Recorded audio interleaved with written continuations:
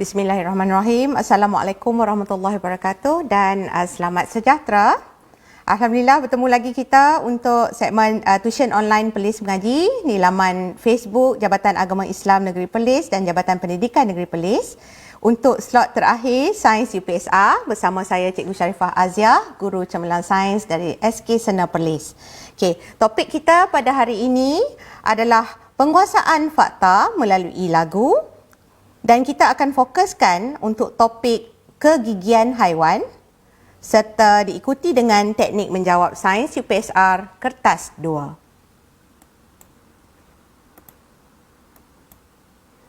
Aktiviti pada hari ini, pertama seperti biasa kita akan dengarkan lagu, boleh menyanyi bersama, mencari maklumat atau isi penting dalam nota lirik dengan bantuan buku teks ataupun buku rujukan. Kedua, kita akan melihat bagaimana kita membina pengurusan grafik untuk topik ini. Seterusnya, teknik menjawab soalan pemerhatian. Dan akhir sekali kita akan menjawab kuis. Kali ini cikgu sediakan kuisis untuk topik kegigian haiwan dan kemahiran proses sains. Sebelum itu, sila perhatikan standard kandungan, standard pembelajaran dan standard prestasi untuk topik ini. Topik ini adalah topik sains tahun 3. Tentang tabiat pemakanan haiwan dan juga kegigian haiwan mengikut tabiat pemakanannya. Jadi untuk pelajar UPSR ataupun tahun 6 dan juga tahun 5 dan tahun 4, topik ini boleh dijadikan sebagai ulang kaji untuk ulang kaji. So fokus untuk topik pemakanan dan kegigian haiwan. Ini dia. Pertama, kamu mesti mengetahui apakah tabiat pemakanan haiwan. Seterusnya, berdasarkan tabiat pemakanan itu, apakah kegigian haiwan yang ada serta fungsi setiap gigi? Dan dapat memberikan contoh-contoh haiwan mengikut tabiat pemakanan dan kegigiannya. Dan akhir sekali, cikgu masukkan juga kandungan yang terkini, semakan tahun 3, adaptasi pemakanan haiwan. Apa yang kamu perlukan? Seperti biasa, mata kamu, telinga kamu, tangan dan mulut yang sentiasa tersenyum. Serta buku teks. Sebab ini adalah kandungan tahun 3, sains tahun 3. Jadi mungkin ada antara kamu yang memang tak ada buku ni. Kalau ada adik, okeylah boleh pinjam buku adik kan? Alright. Kamu juga boleh gunakan buku-buku rujukan yang kamu ada. Ni cikgu berikan contoh antara buku rujukan yang bagus untuk kamu jadikan sebagai sumber rujukan kalau kita tidak ada buku teks. Kerana kandungan buku-buku ini adalah berdasarkan kandungan buku-buku teks. Sebab sekarang ni dekat Perlis dia musim harum manis kan? Jadi hari ni cikgu jamu kamu dengan pulut harum manis. So kalau siapa-siapa nak bolehlah cari. Sekarang ni zaman dah maju kalau teringin nak makan benda yang jauh boleh post saja. Itu ingat lagi tajuk pengawetan makanan kita dulu. So kita akan dengarkan lagu. Cikgu pilih Melodi Cari Pokemon. So siapa yang tahu cerita ni, dia memang bolehlah dia ikutlah. Melodi yang sangat fun and catchy. So kita boleh dengar dan boleh nyanyi sama-sama nak.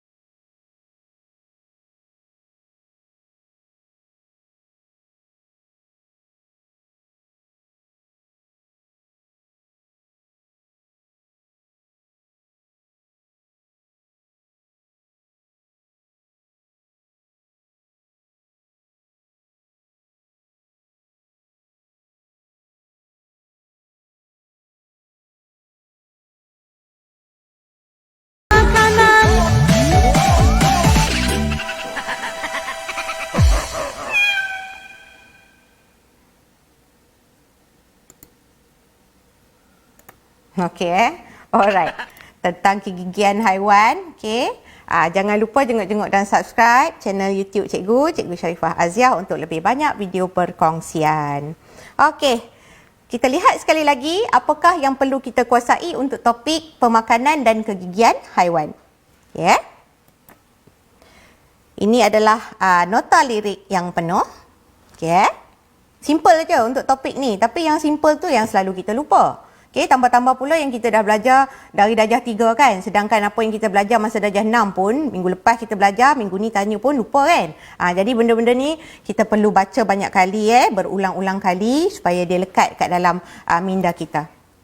Jadi, berdasarkan lagu yang telah kamu nyanyikan tadi, ada berapa tabiat pemakanan haiwan? Boleh jawab tak? Okey, kita tengok lagi sekali.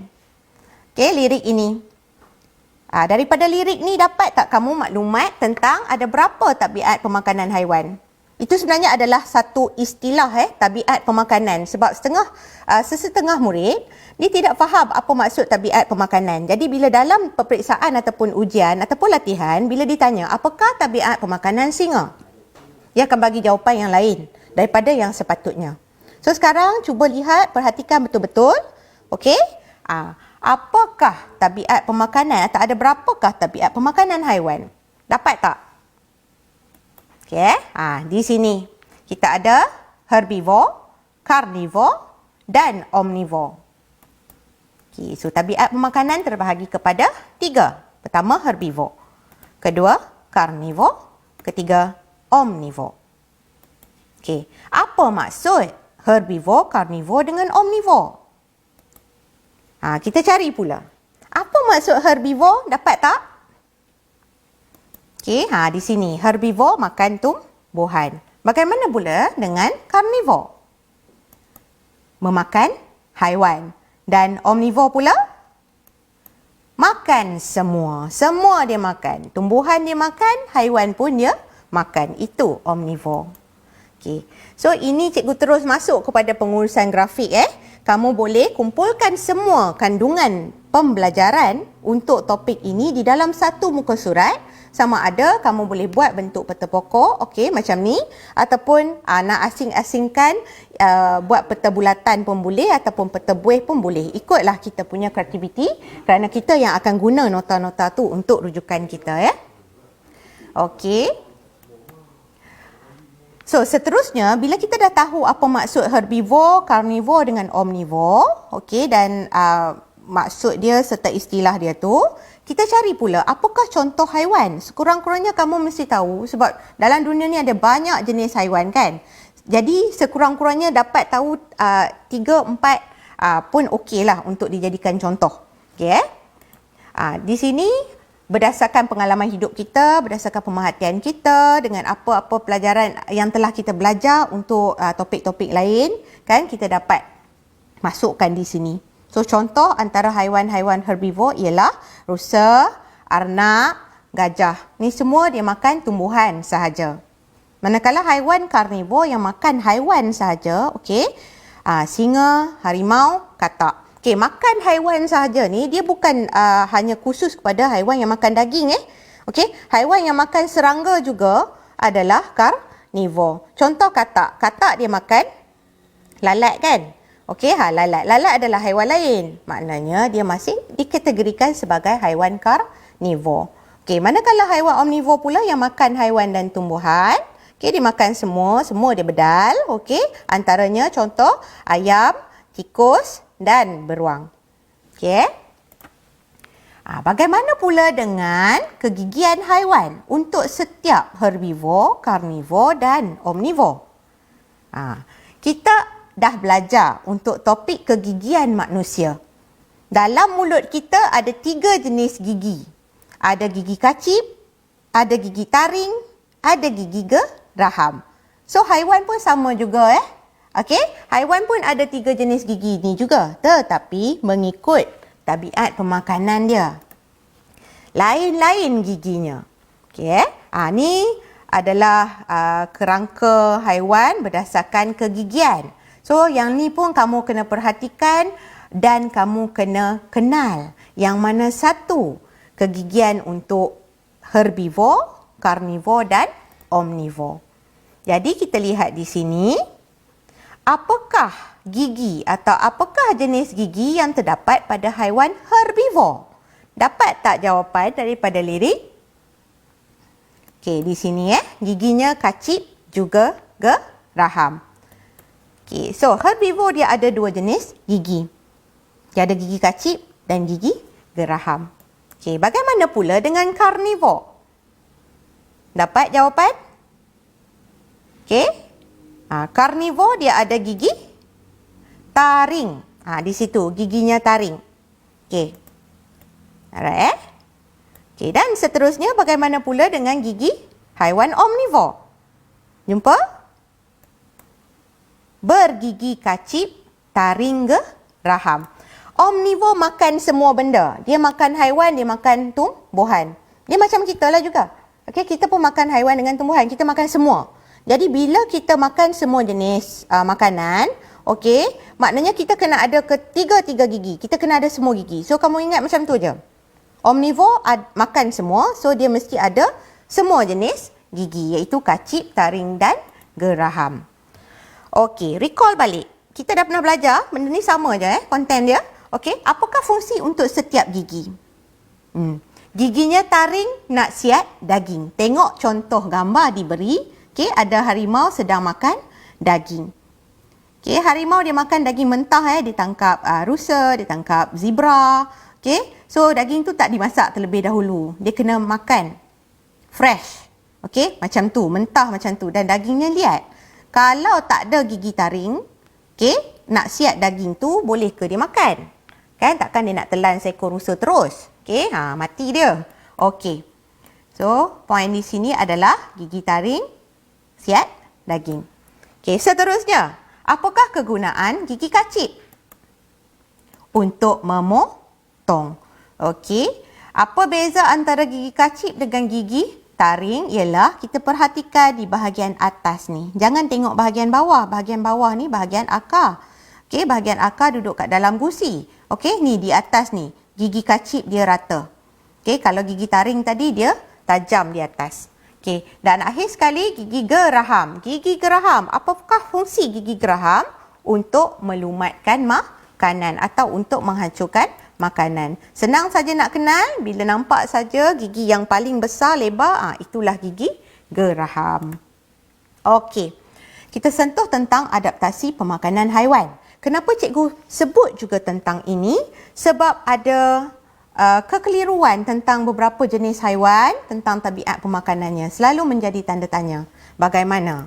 Okey, so ini adalah petikan daripada buku teks Sains tahun 3 Say Makan, okey, yang digunakan sekarang. Okey, untuk siapa yang ada buku teks tersebut, boleh buka muka surat 67. Tentang perubahan tabiat pemakanan haiwan. Ni kita panggil sebagai adaptasi terhadap persekitaran.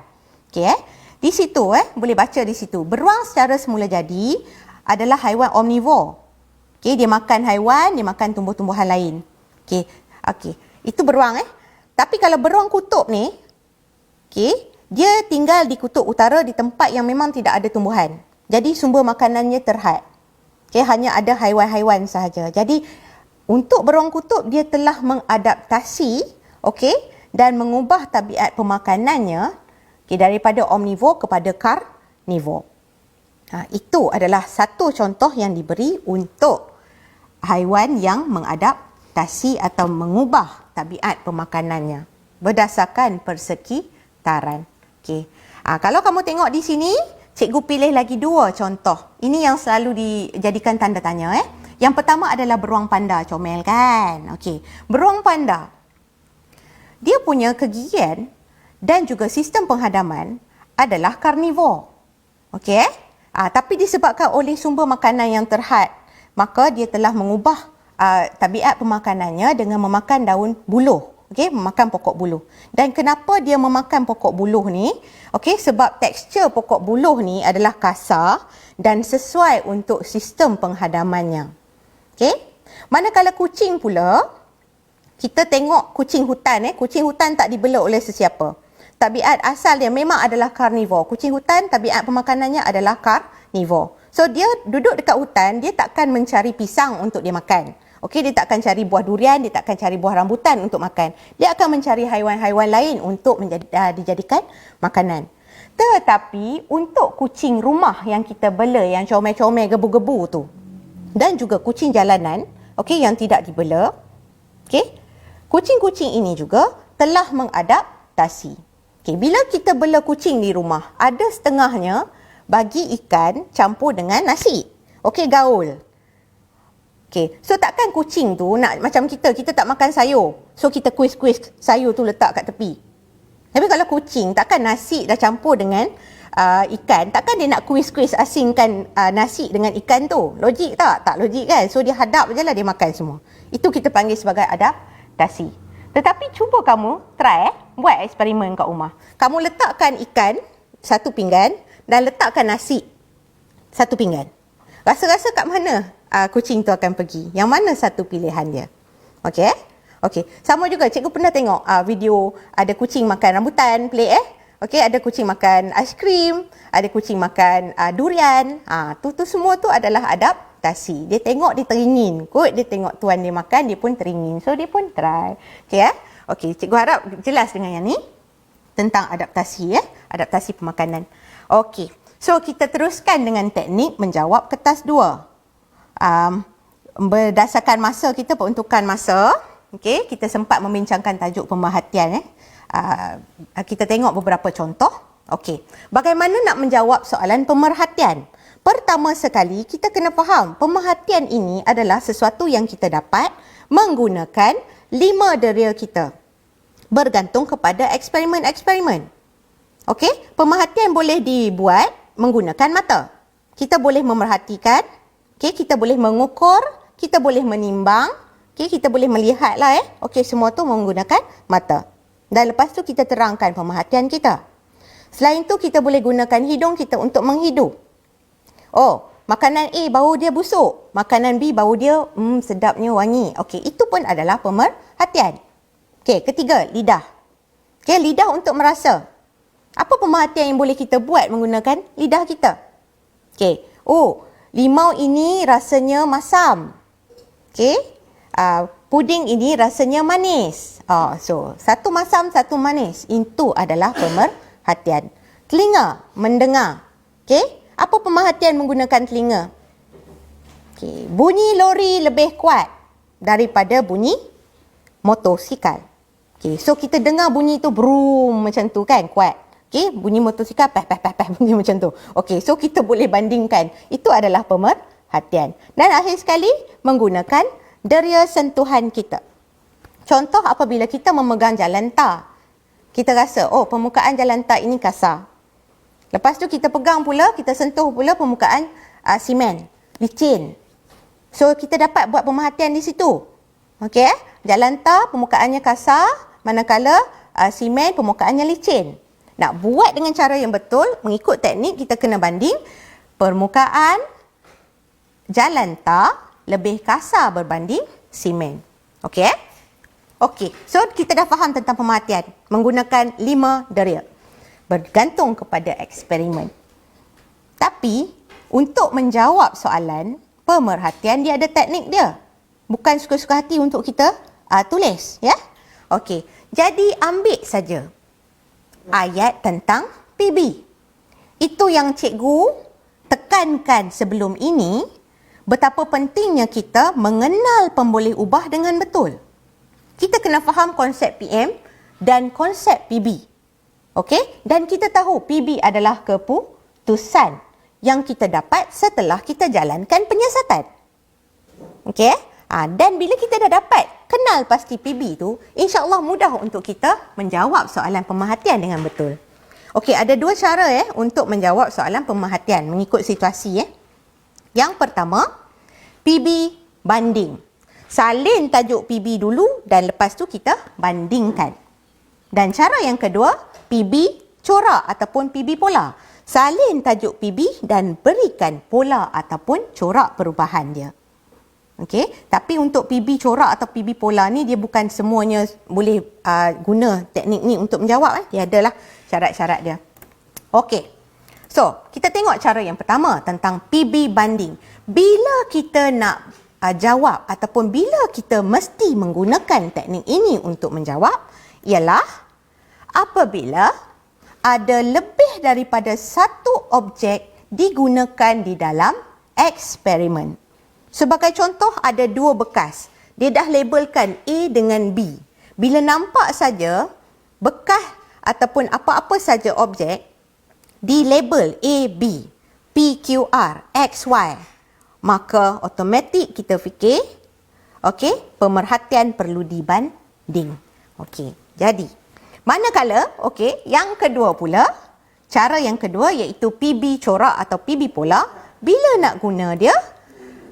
Bila kita nampak benda tu hanya melibatkan satu objek, okey, ataupun satu tempat yang sama, okey, ataupun satu haiwan yang sama, maka itu kita gunakan PB corak.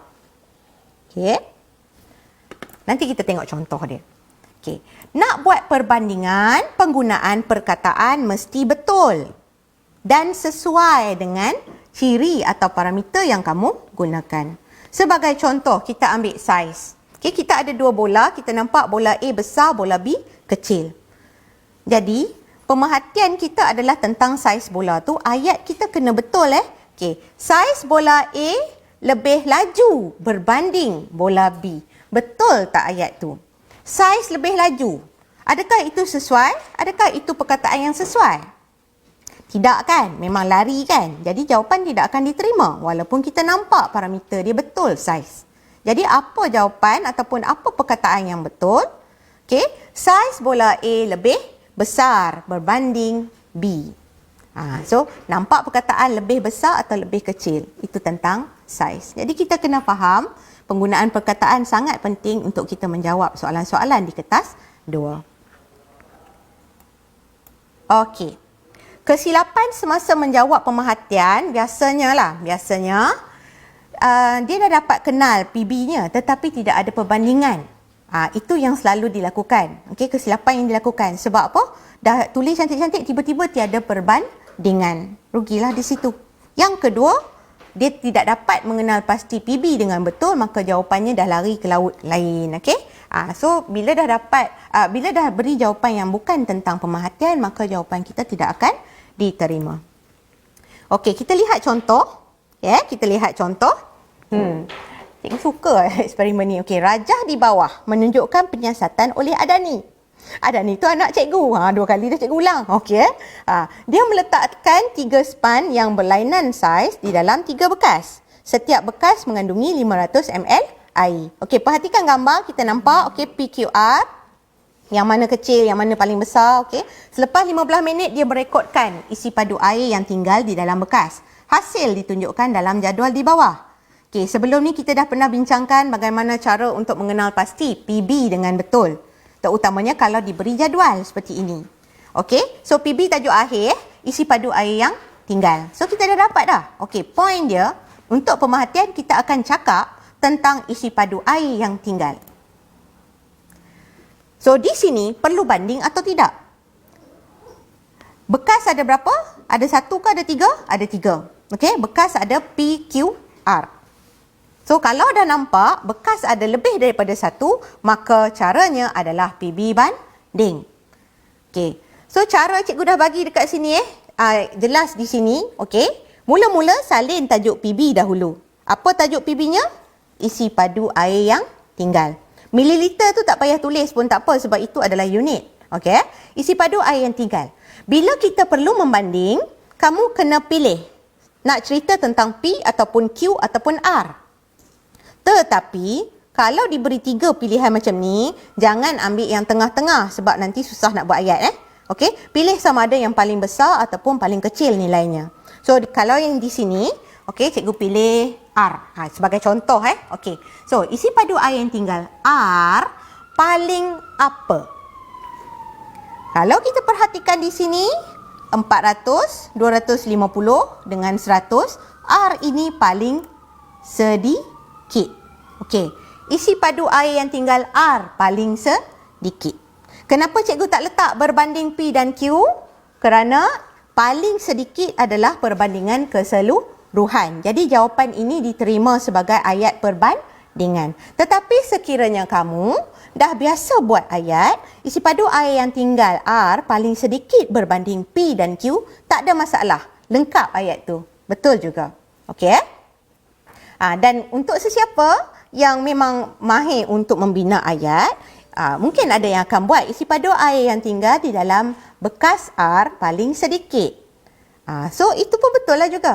Cuma sekarang ni cikgu bagi cara yang paling mudah, iaitu mesti mengandungi isi-isi penting yang mesti ada di dalam jawapan pemerhatian. Tapi kita latih diri kita untuk membina atau memberikan jawapan yang lengkap. Okey, latih dari sekarang. Lihat pula contoh yang kedua. Okey. Rajah 4 di bawah menunjukkan 2 litar P dan Q yang mempunyai bilangan sel kering yang berbeza. Okey, lihat gambar di situ, kita ada rajah P, litar P, okey, dan Q, litar Q. Daripada kata kunci tadi kita dapat satu berbeza. Apa yang berbeza daripada awal, kamu boleh perhatikan di situ. Okey, jadual berikut menunjukkan keputusan penyiasatan tersebut. So, daripada jadual, kita tahu sekarang ni kita nak menjawab pemerhatian kan? Okey, jadi pemerhatian adalah tentang PB. So, kenal pasti yang mana satu PB. Adakah tajuk pertama, litar? Adakah bilangan sel kering? Itu keputusan dia. Takkan kemudian baru kita tahu bilangan sel kering? Tidak. Selepas kita menyambungkan ke semua komponen dan kita on switch, okey, kita akan nampak mentol mana yang menyala lebih terang, mentol mana yang menyala lebih malap. Jadi, PB-nya adalah kecerahan mentol. So, dalam pemerhatian kita akan bercerita atau menceritakan atau menulis tentang kecerahan mentol. Jadi litar ada 2. Bila litar ada lebih daripada 1, maka jawapan yang perlu ditulis adalah PB banding. So, ulang semula, apakah PB-nya? Kecerahan mentol. Okey, pilih satu nak cakap tentang P ataupun Q. Okey, kalau cikgu ambil Q. Senang nak buat. Okey, kecerahan mentol Q lebih apa? Tengok di sini, maklumat perlu bantu kamu untuk memahami.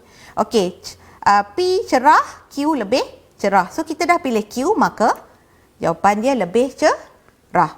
Kecerahan mentol Q lebih cerah, titik, pun dah dapat markah. Kalau kamu tulis kecerahan mentol Q lebih cerah berbanding P, pun dapat markah. Itu ayat yang lengkap. Okey.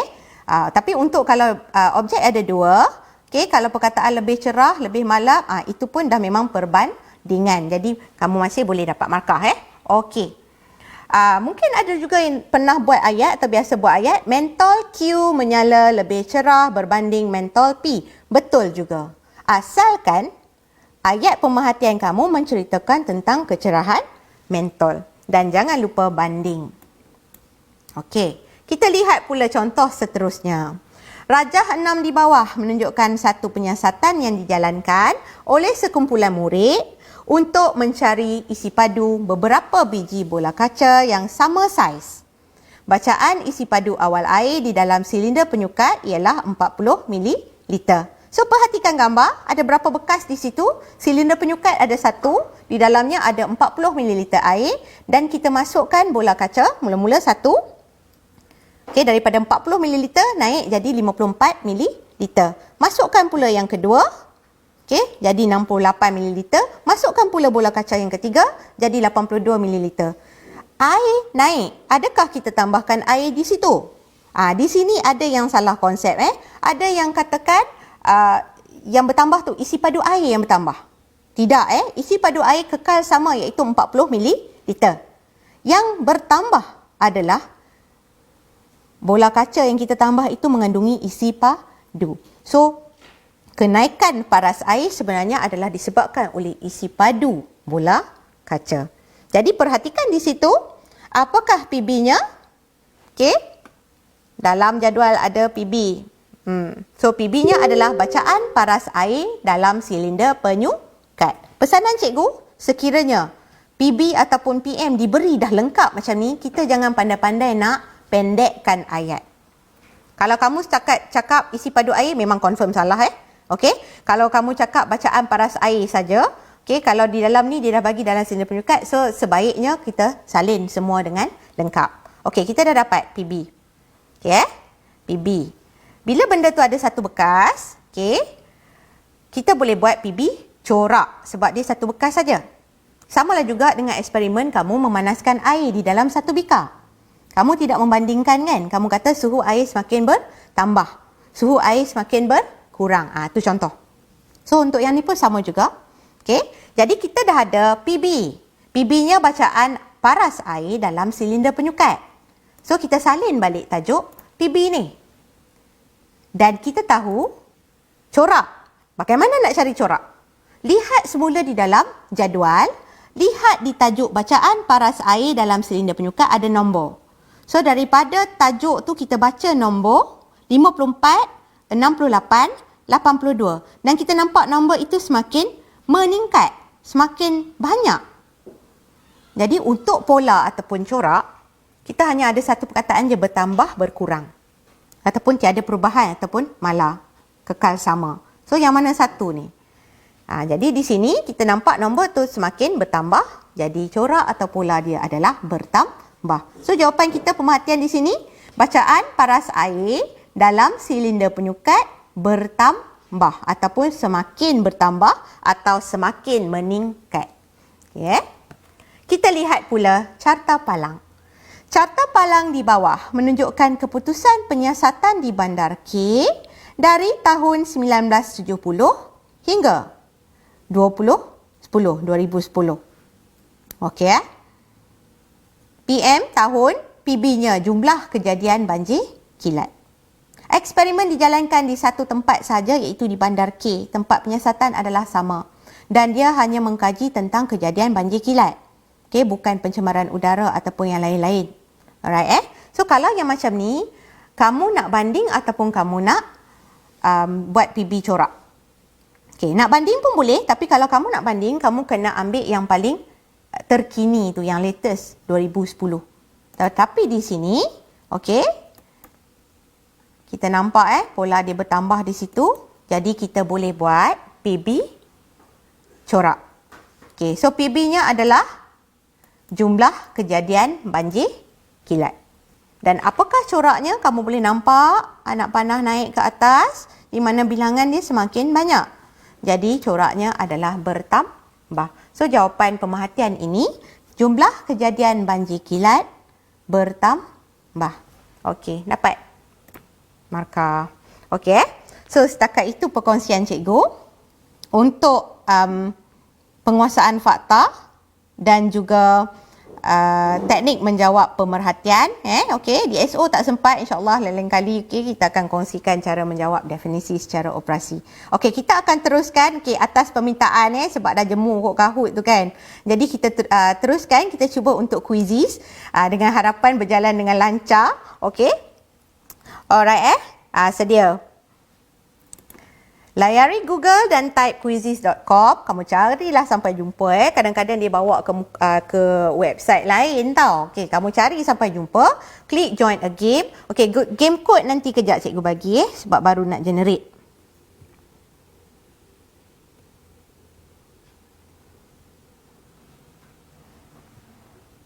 Okey, lepas masukkan game code, kamu klik enter dan masuk nama kamu dan get ready. Okey, game code cikgu bagi kat sini. Ya.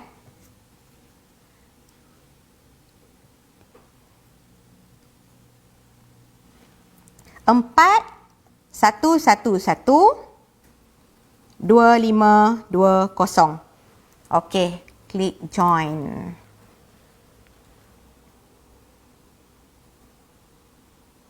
Oh, enter nama. Cikgu nak menyamar jadi siapa ni? Lily. Lily. Okey Kenapa Lily? Kenapa Lily? Nama anak kucing cikgu. Okey. Okey. 4-1-1-1-2520. Okey Kita tunggu. Join. Khalish, Faris, Arif Mifzal, Anik, Wafa. Miza, Marsha, Zulfa. Ramai ni. Okey, kita teruskan. Sebab ada banyak masa lagi kan. Okey, bolehlah. Boleh dapat 150 kot.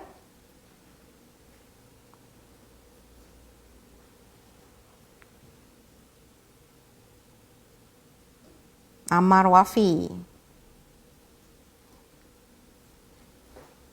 Okey, selamat datang semua. Adam, Remy, ya, Syed Faris, Aina, Lia, Darwisi, Luqman Faris.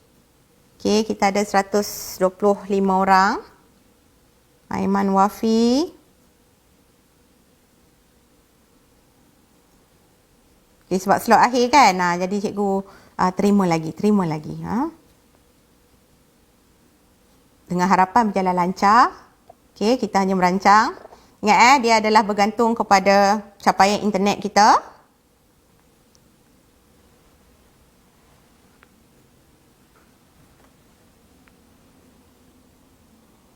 Okey, cikgu akan stop sehingga 150.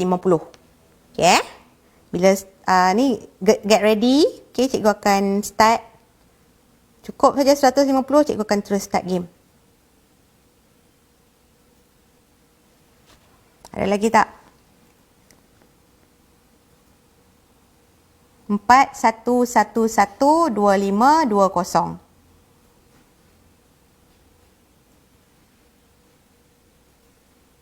Okay. Alright. Okay, kita terus. Mula.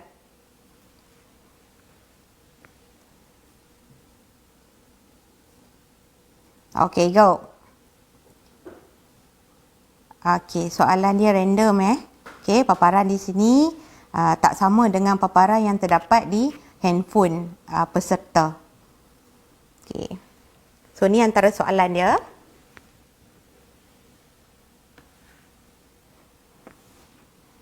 Ni nak kena jawab ni.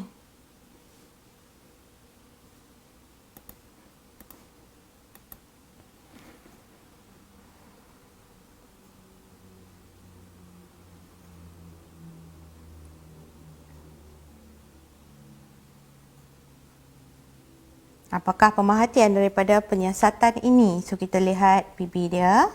Perlu banding atau tidak?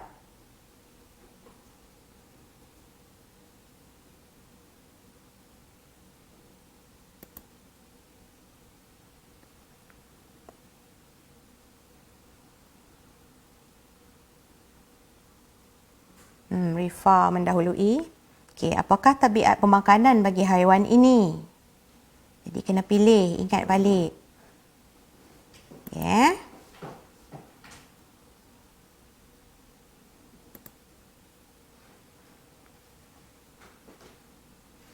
Okey, apakah pemerhatian daripada penyiasatan ini?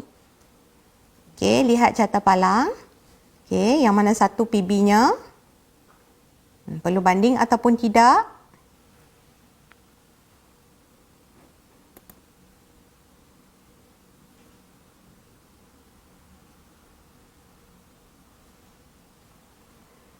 Still, apakah pemerhatian daripada penyiasatan ini? Perhatikan gambar betul-betul. Okey, lihat rajah. Lihat jadual yang diberi. Fikirkan, perlu banding ataupun tidak. Okey, kalau perlu banding, pilih satu untuk kamu jadikan ayat perbandingan. Kalau tidak, cari saja PB pola.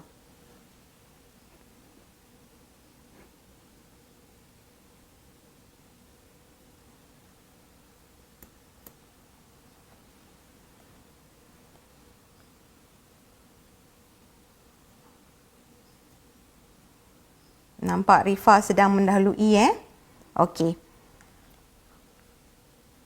Haiwan manakah yang mempunyai kegigian seperti dalam rajah? Ada typo di situ. Okey, so perhatikan dia punya rangka dia. Okey. Dr. Sengeh kat situ tu. Okey, rasa-rasa apakah haiwan atau tabiat pemakanan haiwan tersebut? So, dapat cari tu, dapatlah cari dia punya jawapan atau haiwan.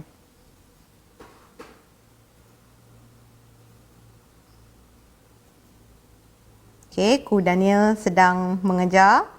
Okay, apakah tabiat pemakanan bagi haiwan ini?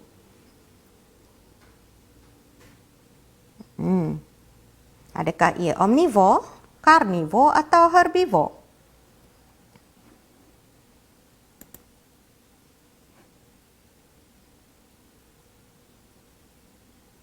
Ada yang dah habis jawab tu, cepat je kan? Okey. Berdasarkan jadual, pilih satu pemerhatian yang betul. Okey, lihat jadual tu, cari yang mana PB-nya, perlu banding atau tidak. Okay, kotak P paling besar. Bilangan kubus dapat mengisi kotak P paling banyak. Bilangan kubus dapat mengisi kotak berkurang. Tu PB corak Okey, bilangan kubus dapat mengisi kotak berbeza. So, yang mana satu jawapan? Perlu diingat, perkataan berbeza tu tak boleh guna untuk pemerhatian kerana ia terlalu umum. Okey, jadi apa jawapannya di sini?